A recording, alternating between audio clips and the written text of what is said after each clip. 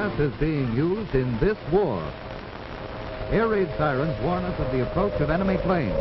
But in addition, if gas is dropped by the enemy, a special gas alarm will be sounded. Learn what gas alarm has been chosen by your community. It will be a hand rattle or a hammering sound like the beating of a dishpan.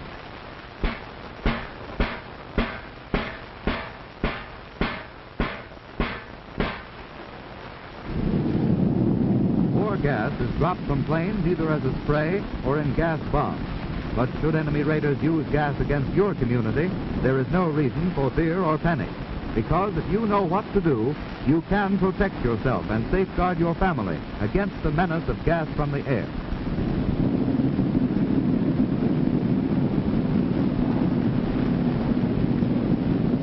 The ideal protection for civilians is an airtight gas shelter ventilated by a system which removes gas vapors from the incoming air.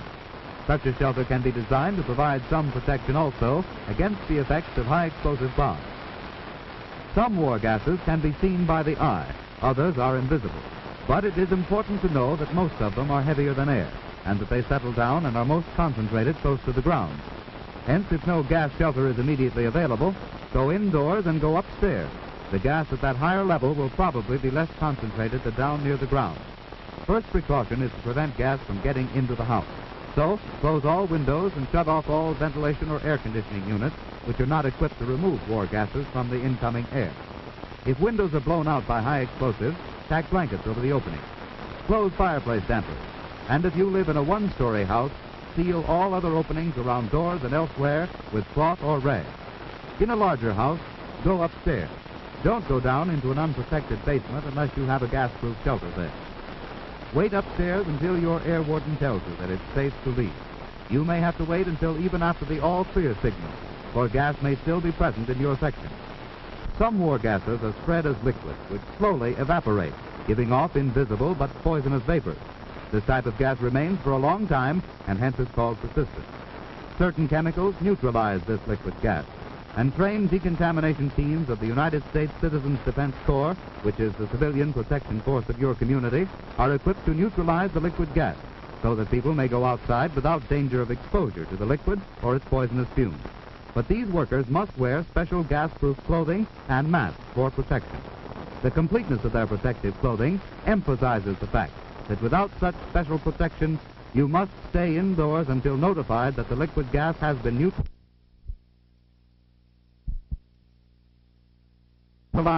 and that the air is free of harmful gas fumes. Liquid gas may also be washed away by a heavy rain or by a stream of water from a fire hose. Out in the fields where liquid gas has been dropped, dry chemicals that neutralize the liquid gas are mixed with the earth. This scene should remind us to stay off the grass after a gas attack. Persistent liquid gas and the fumes that it gives off may be lurking unseen and covered by grass or shrubbery for days or even weeks after it has dropped there. Another type of war gas is dropped as a vapor. This cloud gradually thins out and disappears in a few minutes.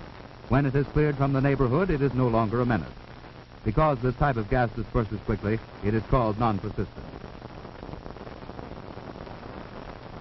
So after a gas attack, wait for your warden to tell you that it's safe to leave your house.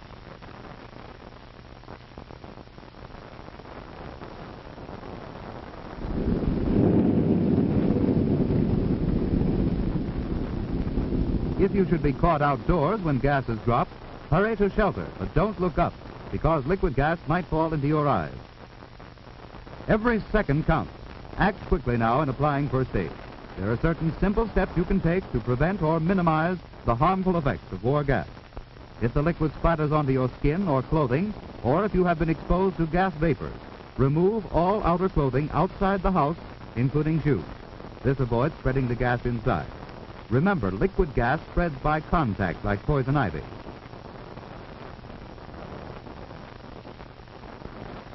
Leave the contaminated clothing outside to be decontaminated later.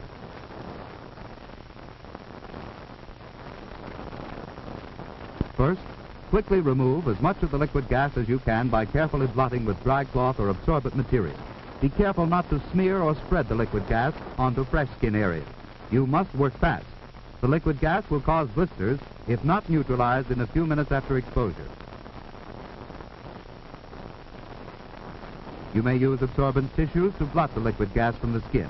Absorbent cotton may be used in the same way with equal success. Throw the contaminated materials used to remove the liquid gas into covered containers to be destroyed later on. Use ordinary household bleaching solution containing sodium hypochlorite to neutralize any liquid gas remaining on the skin. The exposed area of skin should be gently and thoroughly bathed with absorbent material saturated with the bleaching solution. Do not use rough cloths and do not rub with pressure, as this might cause irritation.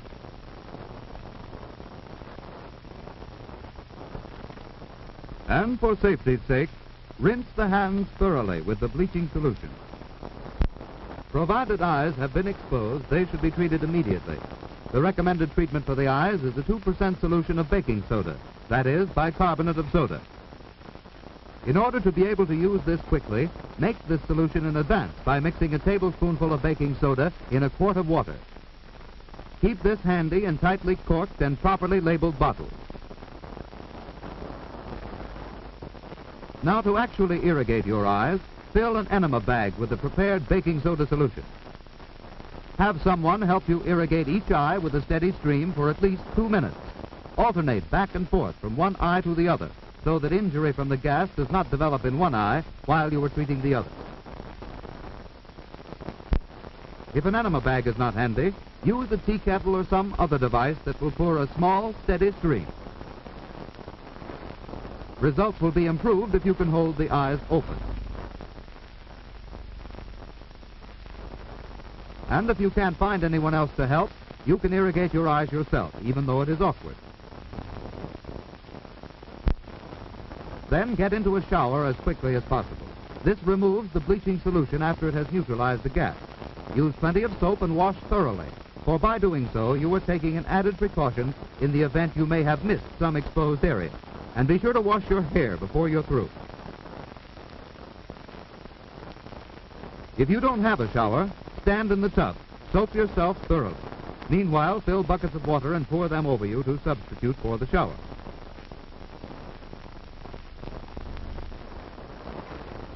Keep the drain open. Let the water run away. Don't sit in the tub full of water. It might spread the liquid gas over your body.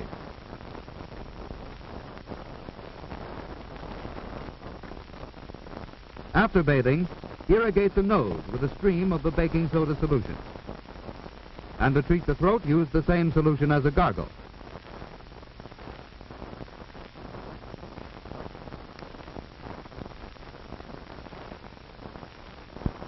If you haven't provided first aid materials in advance, don't waste time looking for them. Do the next best thing. Wash immediately after removing your clothes. Let water run into your eyes to help remove any traces of gas which may be in them.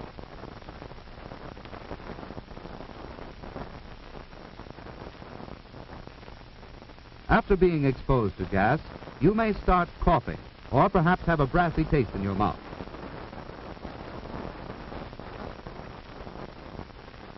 Your lungs may feel heavy and oppressed. Maybe cigarettes don't taste like they usually do.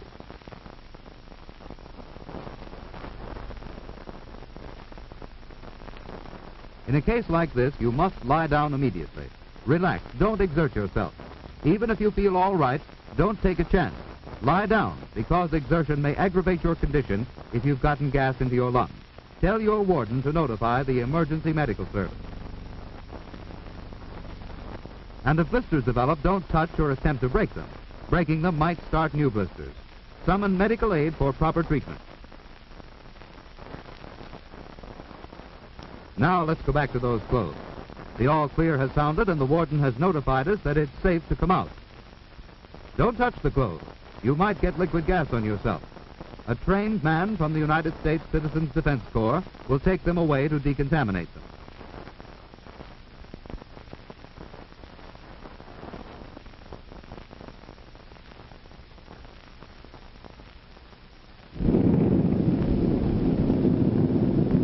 Why does the enemy use gas against civilians? Well, gas bombs dropped by the enemy do not destroy our homes and factories as do high explosive bombs. War gas does not start the devastating fires that are the great menace of incendiary bombs. War gas does not shatter arms and legs as bullets and bomb fragments do. The real purpose of the enemy in using war gas is to spread fear and panic, to destroy our morale, and to cripple our war production. The enemy hopes that we will become scared and panicked, that the weapons our soldiers are waiting for will fail to arrive when crucial battles demand them. But you can thwart the enemy by not giving way to fear and panic, because you know what to do if gas comes. Remember, close all openings which might permit gas-laden air to enter the building. Use blankets to cover windows shattered by high-explosive bombs. Go up above the first floor.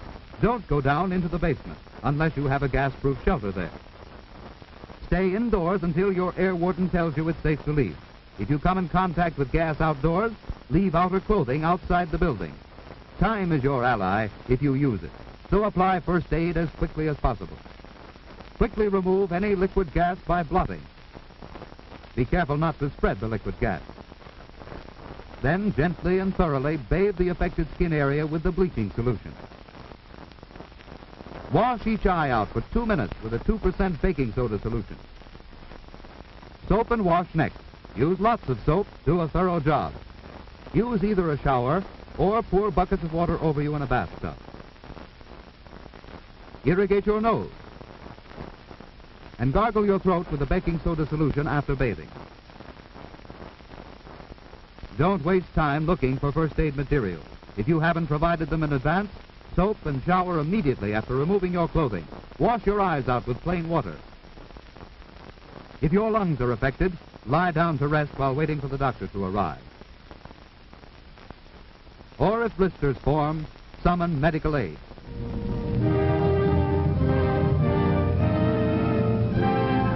Across the world's battlefronts, our fighting men are hammering the enemy with weapons forged in America's mighty arsenal of democracy.